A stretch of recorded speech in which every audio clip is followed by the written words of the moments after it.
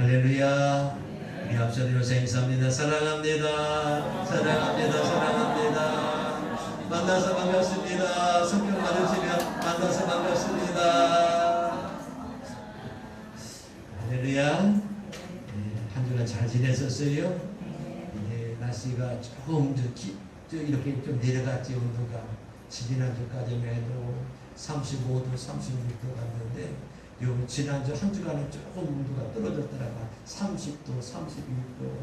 이번 또 비가 오고 나면은 또 온도가 또 떨어진다고 합니다. 여러분 잘 이겨내셨습니다. 이제 선선한 가을이 올 때까지 우리 하나님께서 또 여러분을 잘 지켜주길 간절히 원합니다. 오늘은 우리가 광복절 제 81주년 기념주의를 지킵니다. 1945년 8월 15일 우리나라가 일제 식민지 생활에서 벗어나서 빚을 회복한 날. 이 광복이라는 말이 뭐냐면 빚을 회복하다.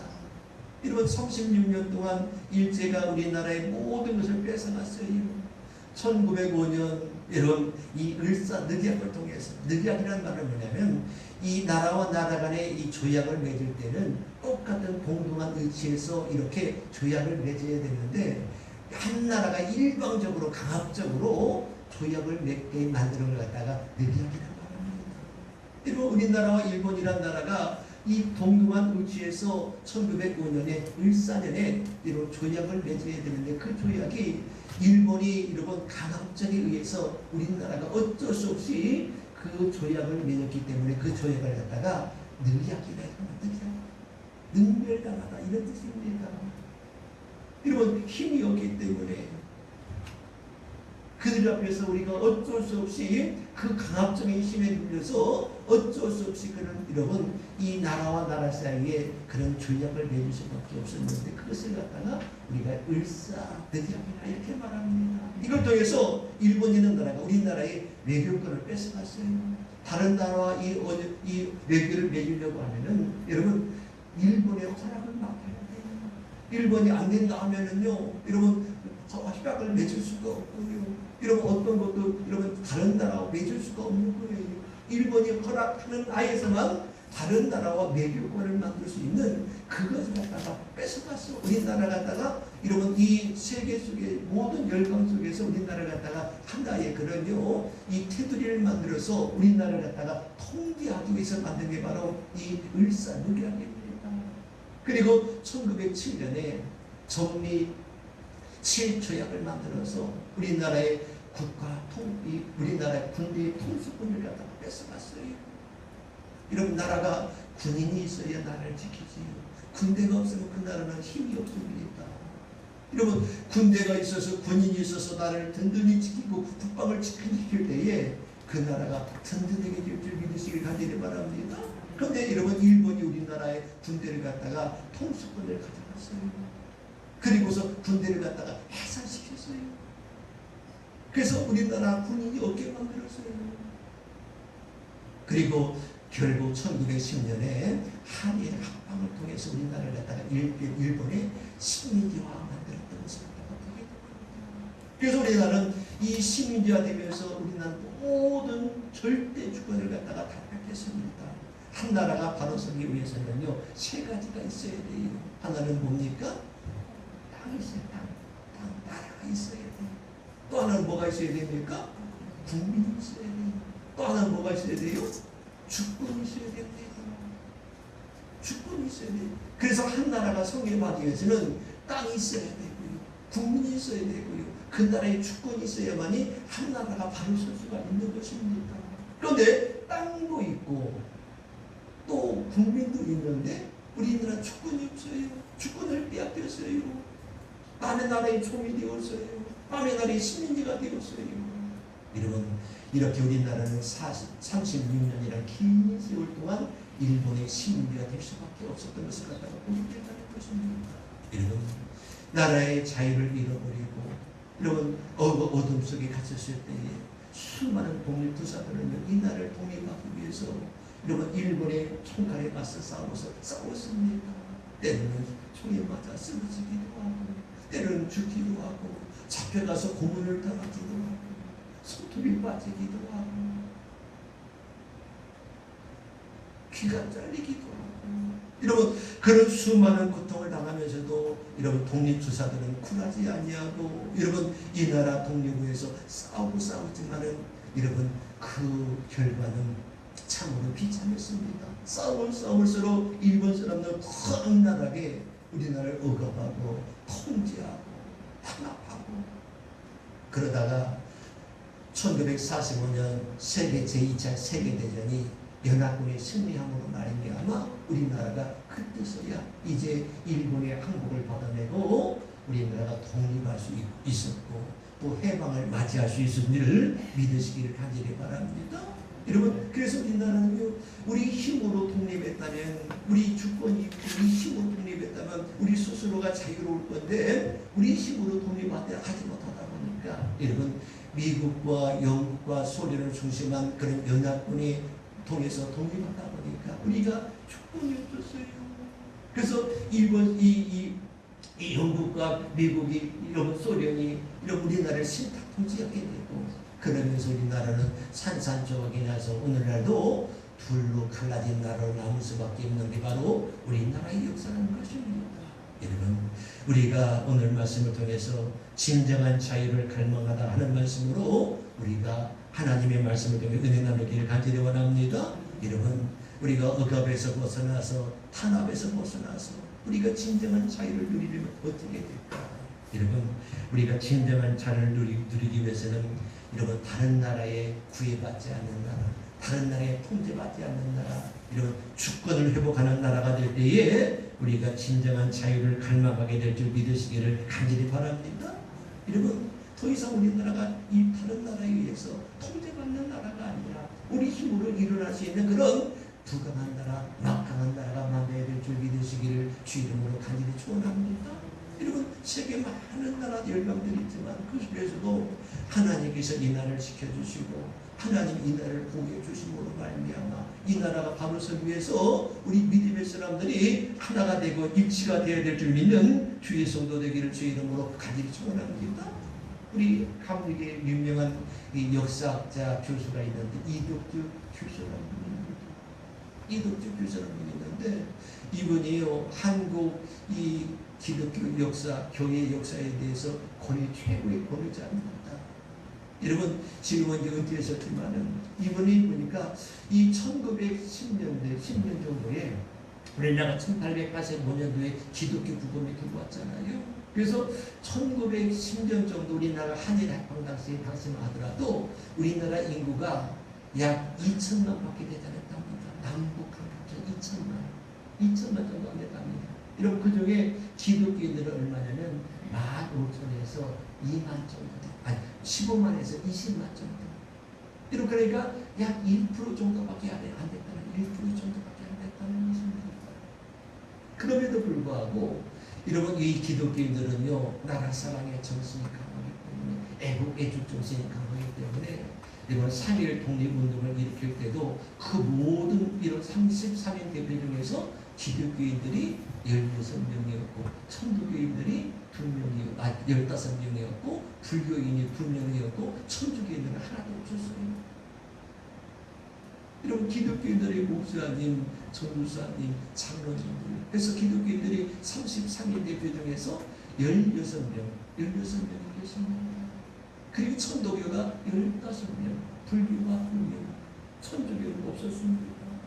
여러분 그만큼 우리나라는요 기독교가 그 당시에 1%밖에 안 돼요. 1%. 우리나라 인구의 1%. 지금은 몇 프로지요?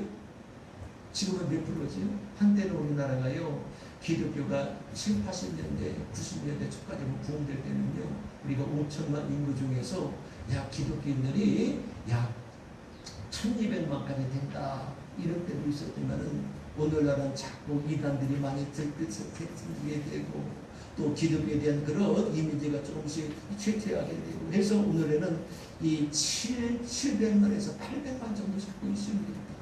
그래서 약 이 우리나라 인구가 5천만 중에서 여러분 700만, 800만 정도 되면은 약 몇 프로가 되느냐? 17, 8% 됩니다.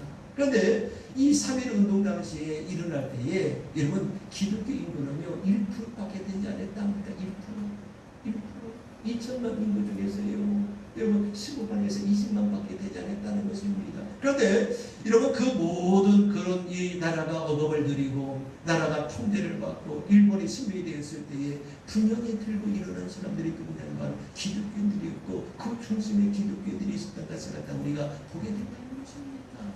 여러분 우리는 더 이상 이 나라가 다른 나라에 억압받고 탄압받는 나라가 아니라 여러분 자유를 누릴 수 있는 나라가 되기 위해서 이 나라를 지키기 위해서 기도하는 그런 민족이 되어야 될 줄 믿으시기를 주 이름으로 간절히 축원합니다.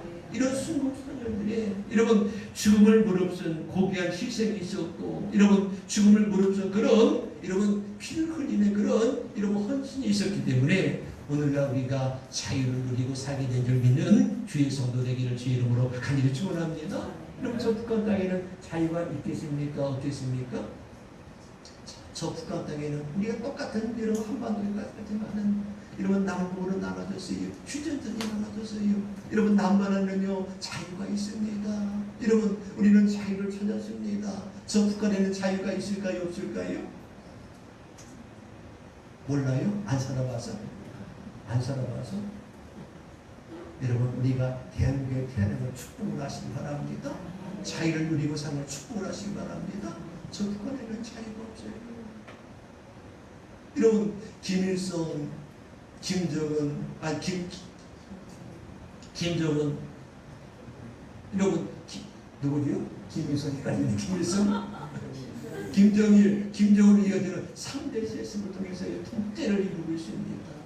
여러분 백투혈통을 강조하면서요 우상화하고 여러분 하고 있습니다.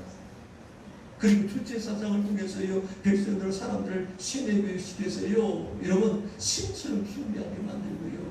여러분 우호당당제나 여러분 상호 감시제를 통해서 정부 고의를 통해서 여러분 그들을 갖다가 통제합니다.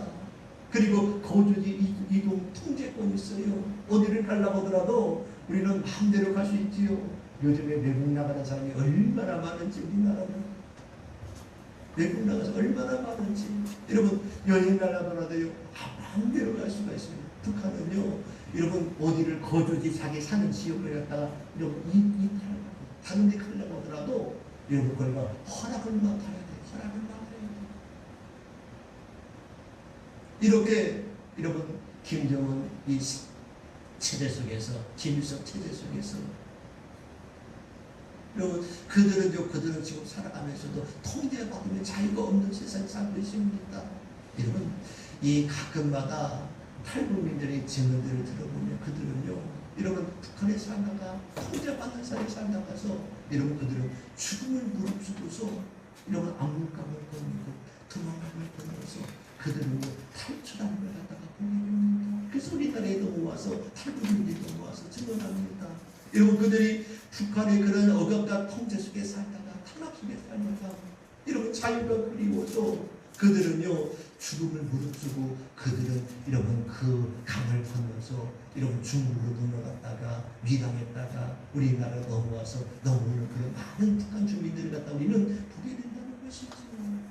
여러분 이 자유라는 건 죽음보다 더 소중한 것이기 때문에 그렇습니다. 여러분 죽는 것이 두렵다면은요 아무리 자유라 하더라도 그걸 넘어오지 못할 것인데 여러분 이 자유라는 것이 죽음보다 더 소중하기 때문에 죽음보다 더 가치 있기 때문에 그들은요 죽음을 무릅쓰고 넘어오는 줄 믿으시기 바랍니다. 여러분 이런데 우리는요 그런 억압이나 탄압 없이 자유롭게 살 수 있는 이 대한민국이 하는 것을 갖다 우리는 감사하며 진정으로 감사하며 사는 그런 성도가 되어야 될 줄 믿으시기를 주 이름으로 간절히 축원합니다. 또 우리는요 두 번째로는 이념과 사상에서 우리는 자유로워야 됩니다. 이념과 사상에서 우리나라가 돌로가려진 이유가 뭡니까? 1945년 8월 15일 날 광복되고 나서 여러분 우리나라가 불로 얼마 되지 갈라졌습니다. 2차 세계대전을 승리한 여러분 연합군들이 미국과 영국과 소련이 중심이 되어서 모스크바에서 상상회의를 열게 됩니다. 이제 세계 질서를 어떻게 재편할 것인가?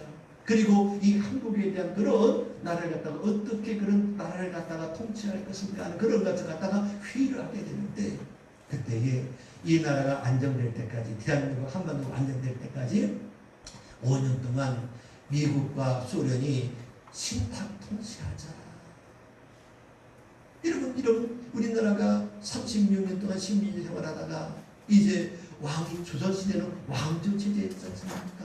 왕권이 무너지게 되고요, 질서가 무너지게 되고요, 나라가 혼란스럽게 되니까 나라가 안정을 찾을 때까지 미국과 소련이 이 우리나라를 갖다가 대신 통치해 주는 것이지요. 그들이 와서 대신 나라를 통치해 주는 것이 5년 동안 통치하자 하는 그런 회의를 갖다가 열게 됩니다. 여러분 그 소식이 알려지게 되면서 우리나라는요 둘로 나눠졌어요. 어떤 사람은 신탁 통제를 반대하는 사람이 있고, 어떤 사람은 신탁 통제를 갖다가 찬성하는 사람이 있게 되고, 이렇게 해서 우리가 이념과 사상에 의해서 좌익과 우익으로 나눠졌어요. 여러분 안 된다는 사람들, 된다는 사람들, 우리 힘으로 다시 이 나라를 건설해야 된다는 사람들, 아니다 미국과 소련의 통치를 받아야 된다는 사람들, 이렇게 나누다 보니까 이념의 대립이 되게 됩니다. 같이 해방의 기쁨도 얼마 가지 못하고요, 서로 같은 민족끼리 서로 간에 물고 뜯는 그런 싸움이 일어나게 된 것이 바로 우익과 좌익이라는 그런 단체들이 중심이 되어서 우리나라를 갖다가 혼란에 빠지게 만들게 만들고, 결국요 우익과 좌익이 나눠지게 되면서 이런 결국 남한은 미국에 의해서, 북한은 소련에 의해서 통치가 되게 되고, 중간에 자기 허리에 38선이 그어지게 된 것을 갖다가 보게 되는 것이죠. 우리가 이념과 사상은요 우리 사람을 지배하게 만드는데, 그에 너무 얽매이를 하다 보면 우리 스스로가 그 을무에 빠질 수밖에 없다는 것입니다. 오늘날 우리나라 정치 현실도 보면요 여러분 너무나 안타까워요. 여러분 이 해방의 기쁨 때도 좌익과 우익이 싸웠는데, 오늘 우리나라도요 좌파와 우파와 서로 싸우면서 한 나라에 살면서도 서로 물고 물어뜯는 그런 현실이 오늘날 우리 정치라는 것입니다. 여러분 이 오블리주라는 말이 있어요. 다른 얘기가 오블리주, 이 프랑스 말인데 들어보셨습니까? 한 번쯤은 들어보셨을 거예요. 오블리주. 이 말은 뭐냐면은 영국과 프랑스가 100년 동안 전쟁을 일어납니다. 서로 간에 전쟁을 하게 되는 거예요. 그래서 영국군이 갖다가 프랑스를 공격해서요 칼레라는 한 도시를 갖다가 점령하게 되는데, 그들이 끝까지 저항하고 항복을 하지 않는 것입니다. 그러니까 영국군이 그 도시를 갖다가 둘러싸고서요 그냥 도발의 등지를 넣어서 그들을 갖다가 다 굶어 죽이는 작전을 쓰는 거예요. 결국 먹을 것이 없다 보니까 여러분 그 사람들이 고통에 시달리게 되고, 그냥 결국 버티다 결국 항복을 하게 되는데, 그때에 영국의 국왕인 에드워드 3세가 너희가 항복하려면 조건이 있다. 너희 중에 대표 6명을 갖다가 목에다가 밧줄을 걸고 항복하고 나와라. 모든 시민을 대표해서 6명을 갖다가 목에다 밧줄을 걸고 죽을 각오를 하고 항복하고 나면 이 도시를 여러분 살려주겠다. 이런 조건을 겁니다. 그러니까 누가 나갈 거냐? 누가 여러분 이 도시에서 누가 죽음을 무릅쓰고서 항복하면서 목에 밧줄을 건다는 건 죽음을 각오해야 된다는 것이거든요. 그럼 누가 나갈 건가? 누가 나가겠습니까? 누가 나가겠어요? 서로 간에 눈치를 볼 수밖에 없고, 누가 앞장서서 내가 앞장서겠습니다. 내가 죽음을 각오하고 나가겠습니다. 목에다 밧줄 걸고 나가서 항복하겠습니다. 한 사람 없어요.